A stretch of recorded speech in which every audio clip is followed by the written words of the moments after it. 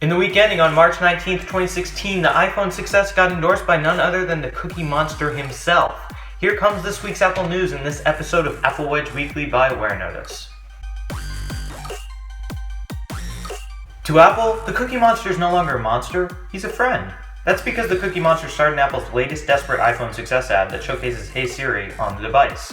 This ad was pretty successful, gaining almost 3 million views at the end of the filming of this video.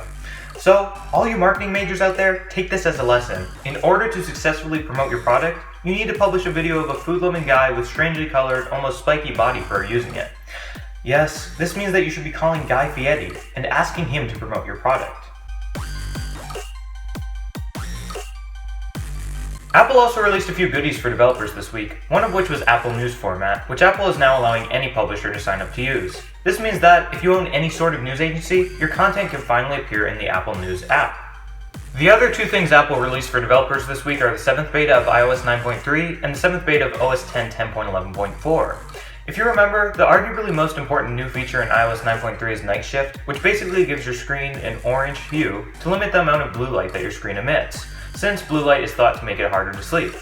My biggest problem with this feature is that it prevents you from experiencing any realistic, true-to-life colors when it is turned on. Unless, of course, you're looking at something orange like oranges, buffalo wings, carrots, you get the gist. With Apple's March 2016 special event coming up on this Monday the 21st, this is the last speculation you're going to get out of me about it.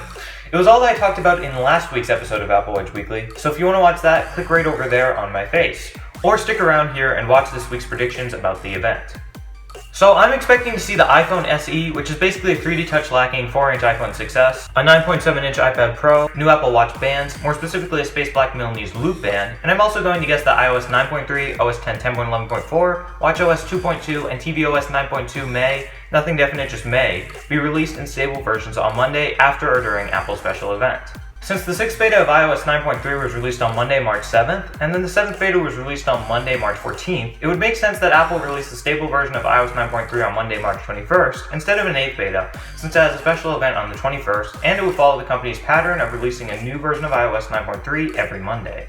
Then, of course, if Apple were to release the stable version of iOS 9.3, it would be very likely for Apple to release the stable versions of OS X 10.11.4, watchOS 2.2, and tvOS 9.2 on the same day. Well folks, that's all for now. If you enjoyed this video, be sure to subscribe to the WearNotice YouTube channel over here for more tech-related videos. And don't forget to watch new episodes of Apple Wedge Weekly when they come on Saturdays.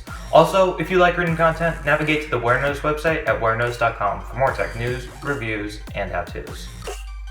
The Cookie Monster would be proud.